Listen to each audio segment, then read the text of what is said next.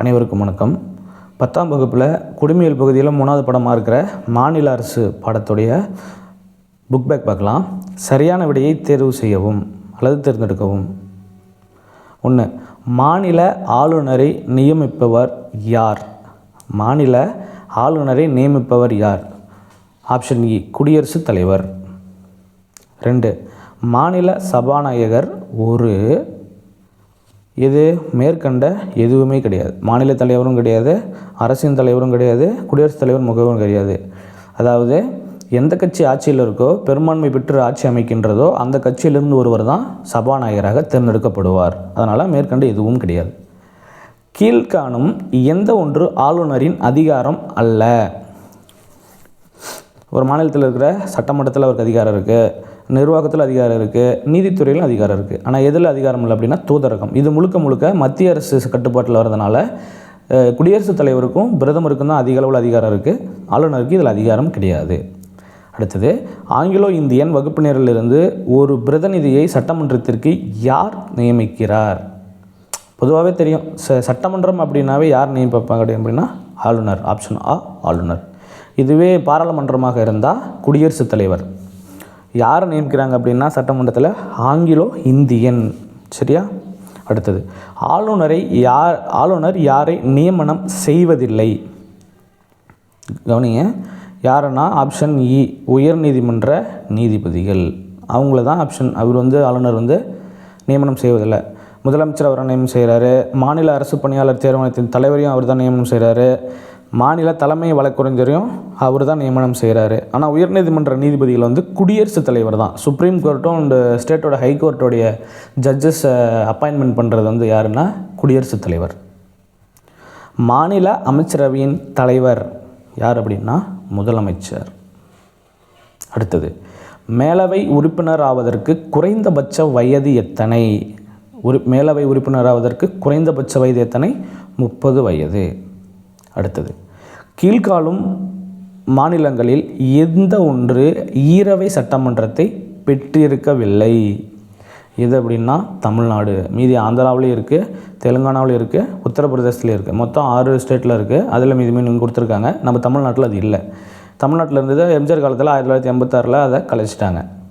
அடுத்தது, இந்தியாவில் முதலில் உயர்நீதிமன்றங்கள் தொடங்கப்பட்ட இடங்கள் எதுனா ஆங்கிலேயர்கள் காலங்களிலே தொடங்கப்பட்டது.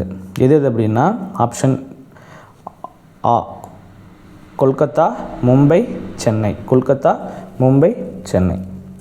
அடுத்தது, கீழ்காணும் எந்த மாநிலங்கள் பொதுவான உயர் நீதிமன்றத்தை பெற்றுள்ளன?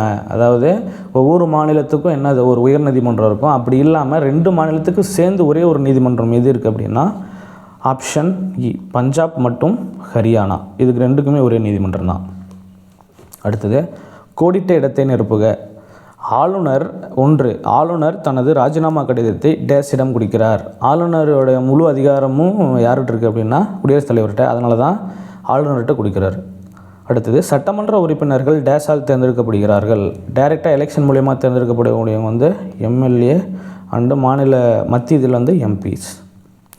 3. மாநிலங்களில் டேஷ் மாநிலங்களில் உள்ள பல்கலைக்கழகங்களின் தலைவராக செயல்படுகிறார். பல்கலைக்கழகங்களின் வேந்தராக செயல்படுகிறார். யார் அப்படின்னா ஆளுநர்.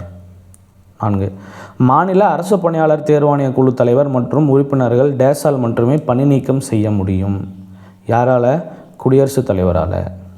ஆளுநர் விட்டு பரிந்துரை பண்ணலாம், ஆனால் பணி நீக்கம் குடியரசுத் தலைவர் தான் பண்ண முடியும். அடுத்தது, பொறுத்துக்க பாருங்கள். ஆளுநர் மாநில அரசின் தலைவர், அரசாங்கத்தின் தலைவர் அடுத்தது அரசாங்கத்துடைய தலைவர் முதலமைச்சர். ஆளுநர் அரசின் தலைவர், முதலமைச்சர் மாநில அரசாங்கத்தின் தலைவர். அமைச்சரவை சட்டமன்றத்திற்கு பொறுப்பானவர்கள். அடுத்தது, மேலவை உறுப்பினர் மானியங்களுக்கு வாக்களிக்க முடியாது. மானிய கோரிக்கைகளையும் நிதி சார்ந்த பிரச்சனைகளிலையும் அவங்க மேலவை உறுப்பினர்களால் வாக்களிக்க முடியாது. ஆயுதப்படையினர் தீர்ப்பாயங்கள் மூலியமாக உருவாக்கப்படக்கூடியவர்கள். அடுத்து, சுருக்கமான விடைகளை பாருங்கள். மாநில ஆளுநரின் முக்கியத்துவம் யாது? மாநில நிர்வாகத்தின் அரசியலமைப்பு தலைவர் யார் அப்படின்னா ஆளுநர். மாநில ஆளுநரின் பெயரிலேயே மாநில நிர்வாகம் செயல்படுகிறது.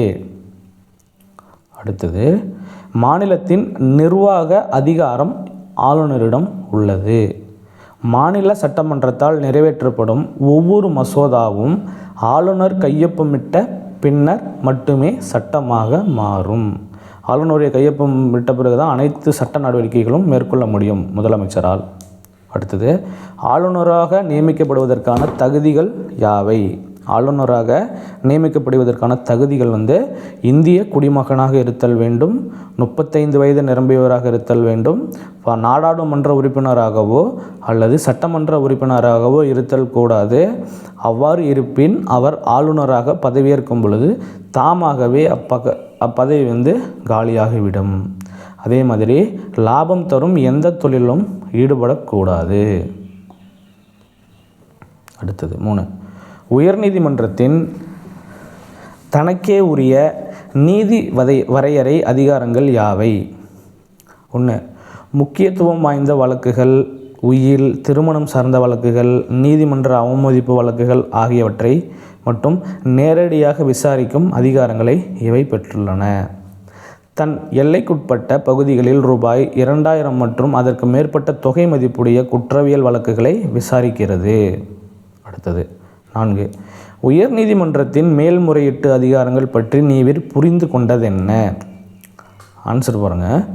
உயர்நீதிமன்றங்கள் தங்களிடம் மேல்முறையீட்டு வழக்குகளையும் கீழ் நீதிமன்றத்திலிருந்து வரும் உரிமையல் மற்றும் குற்றவியல் மேல்முறையீட்டு வழக்குகளையும் விசாரிக்கின்றன. ஆனால் இராணுவ தீர்ப்பாயங்களின் கீழ் வழக்குகளை விசாரிக்க உயர்நீதிமன்றங்களுக்கு அதிகாரம் இல்லை. விரிவான விடையளி பாருங்கள். ஆளுநரின் சட்டமன்ற அதிகாரங்களை விவரி.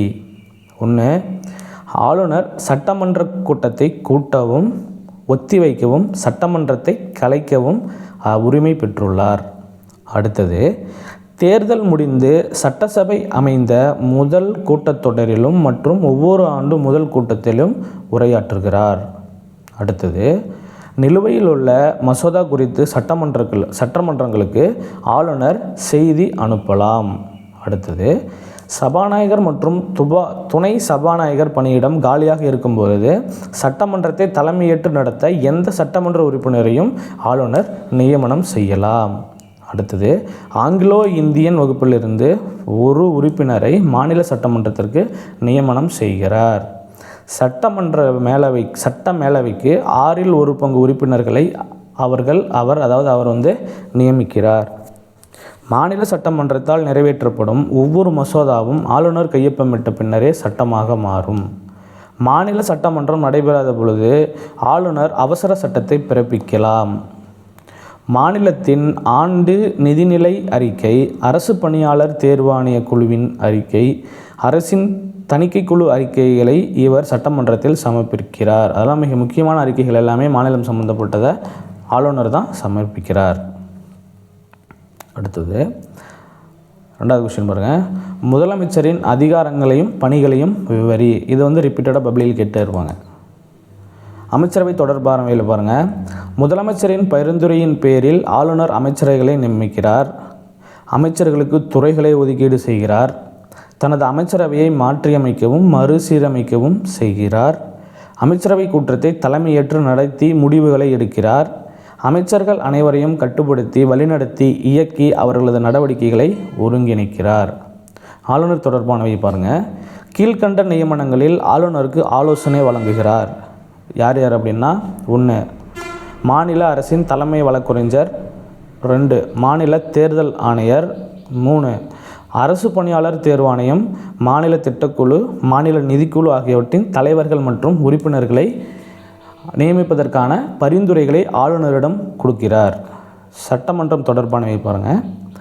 சட்டமன்ற கூட்டத்தொடரை ஆரம்பிக்கவும் ஒத்திவைக்கவும் ஆளுநருக்கு முதலமைச்சர் ஆலோசனை வழங்குகிறார். சட்டமன்றத்தில் அரசின் கொள்கைகளை அறிவிக்கிறார். சட்டமன்றத்தில் மசோதாக்களை அறிமுகப்படுத்துகிறார். எந்நேரத்திலும் சட்டமன்றத்தை கலைக்க ஆளுநருக்கு பரிந்துரை செய்கிறார். அவ்வளோ 2 கொஸ்டின் தான் இருக்குது. இதில் 3வது ஒன்று இருக்குது பாருங்கள்.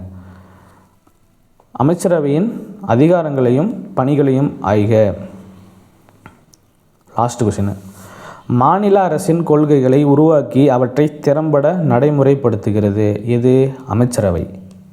சட்டமன்ற நிகழ்ச்சிகளை முடிவு செய்து அனைத்து முக்கியமான மசோதாக்களுக்கும் ஆதரவளிக்கிறது.